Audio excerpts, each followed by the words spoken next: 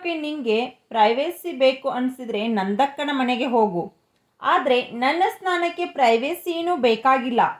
ನೀನು ಇಲ್ಲೇ ಕೂತು ಹೂ ಕಟ್ಟಿದ್ರೆ ನನಗೂ ಸಂತೋಷವಾಗತ್ತೆ ಅಂದವನೇ ಅವಳ ಪ್ರತಿಕ್ರಿಯೆಗೆ ಕಾಯದೆ ನಿತ್ಯ ಕರ್ಮಗಳಿಗೆಂದು ಹಿಮವಂತ್ ಕೋಣೆಯಿಂದ ಹೊರಬಿದ್ದ. ಪ್ರಾರ್ಥನಾಳ ತುಟಿಯಂಚಿನ ವಿನಾಕಾರಣದ ನಗೆ ನಿಮಿಷ ನಿಮಿಷಕ್ಕೂ ದೊಡ್ಡದಾಗಿ ಅರಳುತ್ತಾ ಹೋಯಿತು. ಚಿಕ್ಕದೊಂದು ಟವಲ್ ಸುತ್ತಿಕೊಂಡು ಅದೇ ಪುಟ್ಟ ಕೋಣೆಯ ಬಚ್ಚಲಿನಲ್ಲಿ ಪದ್ಮಾಸನ ಹಾಕಿ ಕುಳಿತು ಮೊದಲ ತಂಬಿಗೆ ತಣ್ಣೀರನ್ನ ತಲೆಗೆ ಸುರಿದುಕೊಂಡ ಹಿಮವಂತ್ ಸಣ್ಣಗೆ ಒಮ್ಮೆ ನಡುಗಿದ. ಬೆನ್ನ ಇಳಿಜಾರಿನ ಮೇಲೆ ನೀರ ಮುತ್ತು ಪಟಪಟನೆ ಜಾರಿದವು. ಹೂ ಕಟ್ಟುತ್ತಿದ್ದ ಬೆರಳು ಸ್ತಬ್ಧವಾದವು. ವಿನಾಕಾರಣದ ನಗೆ ಕಣ್ಮರೆಯಾಯಿತು. ಪ್ರಾರ್ಥನಾಳ ಕಣ್ಣು ಅವನ ವಿಶಾಲವಾದ ಹರುವಿನ ಬೆನ್ನ ಮೇಲೆ ನೆಟ್ಟು ಹೋಗಿದ್ದವು. ಎಂಥ ದಿವಿನಾದ ಮೈಕಟ್ಟು, ನೆಲದಿಂದ ಉದ್ಭವವಾದ ಬಲಿಷ್ಠ ಬಂಡೆಯಂತಿದ್ದಾನೆ.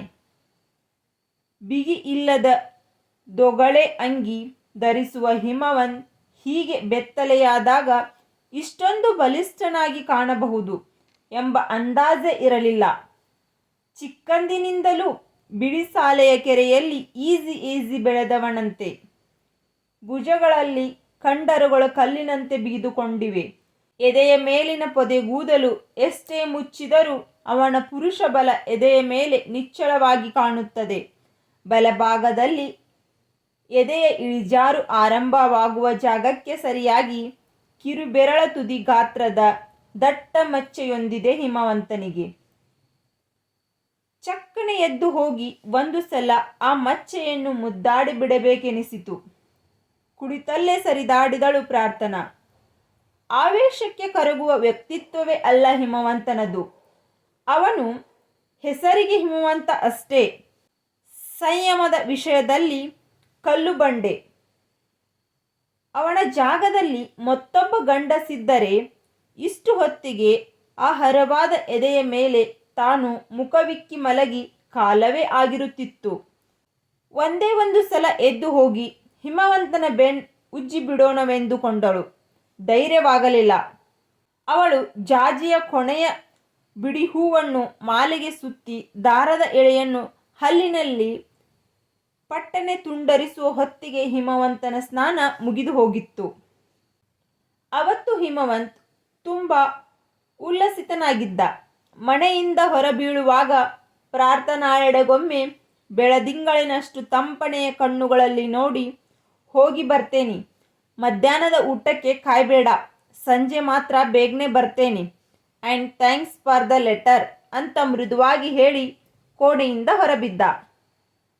ಪ್ರಾರ್ಥನಾಳ ಮನಸ್ಸು ಮಳೆಗೆ ನೆನೆದ ಗರಿಕೆಯಲ್ಲಿ ಅಕ್ಕರೆಯಿಂದ ತಿಂದ ಮೊಲದಂತಾಗಿತ್ತು. ಅವತ್ತು ಅವಳು ನಂದಕ್ಕನ ಮನೆಗೂ ಹೋಗದೆ ಕೋಣೆಯಲ್ಲೇ ಉಳಿದಳು. ಇಡೀ ಹಗಲು ದಿವ್ಯವಾದ ಕನಸುಗಳಲ್ಲಿ ಕಳೆದು ಹೋಗಿದ್ದಳು. ಹಿಮವಂತನದು ಜೀವ ಜಗ್ಗುತ್ತಿತ್ತು.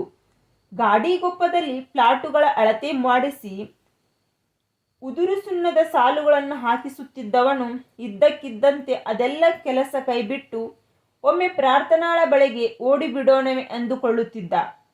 ಪ್ರಾರ್ಥನಾ ಹಾಸ್ಪಿಟಲ್ ಕರಾರುವಕ್ಕಾಗಿ ಎಲ್ಲಿ ಕಟ್ಟಬೇಕು ಎಂಬುದನ್ನು ಮೊದಲೇ ನಿಗದಿ ಮಾಡಿಕೊಂಡಿದ್ದ ಹಿಮವಂತ್. ಆ ಜಾಗಕ್ಕೆ ಸುತ್ತಲೂ ಗೆರೆ ಹಾಕಿ ಉದುರು ಸುಣ್ಣದ ಪುಡಿಯ ಸಾಲುಗಳನ್ನು ಹಾಕಿ ಸುತ್ತ ನಿಂತಾಗ ಅದೇಕೋ ಇದ್ದಕ್ಕಿದ್ದಂತೆ ಭಾವುಕನಾಗಿ ಬಿಟ್ಟ. ಅವನಿಗೆ ಅರೆಯದೆ ಕಣ್ಣಲ್ಲಿ ನೀರಾಡಿದವು. ದೇವರು ಅಂದುಕೊಂಡಿದ್ದಾಳೆ ತನ್ನನ್ನು. ಯಾವ ದೈವತ್ವವಿದೆ ತನ್ನಲ್ಲಿ?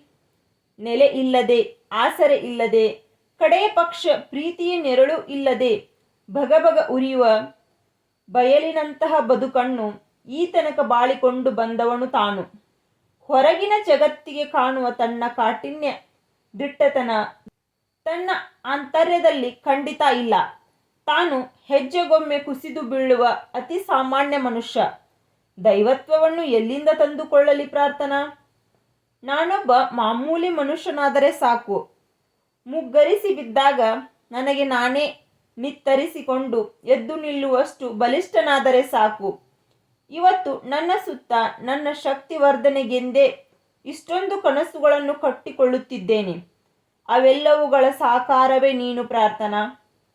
ನನ್ನನ್ನು ನಿನ್ನೆಲ್ಲ ಪ್ರೀತಿಯ ನೆರಳಿನಿಂದ ಮನುಷ್ಯನನ್ನಾಗಿ ಮಾಡು, ಅಷ್ಟೇ ಸಾಕು. ತುಂಬ ಹೊತ್ತು ಬಿಸಿಲಲ್ಲಿ ನಿಂತಿದ್ದವನು ಅನಂತರ ಅದೇ ಬಯಲಿನಲ್ಲಿದ್ದ ಮೋಟು ಮರವೊಂದರ ನೆರಳಿಗೆ ನಿಂತು ಅದೆಲ್ಲ ಮಾತನ್ನು ತನಗೆ ತಾನೇ ಎಂಬಂತೆ ಹೇಳಿಕೊಂಡ. ಮಧ್ಯಾಹ್ನದ ಊಟಕ್ಕೆ ಮನೆಗೆ ಹೋಗುವ ಬದಲು ಪಕ್ಕದ ತೋಟದವರಿಂದಲೇ 2 ಎಳನೀರು ಕೇಳಿ ಇಸಿದುಕೊಂಡು ಕುಡಿದು ಊಟವಾಯಿತು ಅನ್ನಿಸಿದ. ಇನ್ನೇನು ಸಾಯಂಕಾಲ ಆವರಿಸಿಕೊಂಡು ಅವನು ಗಾಡಿಗೊಪ್ಪದ ಜಮೀನಿನಿಂದ ಹೊರಬೀಳಬೇಕು.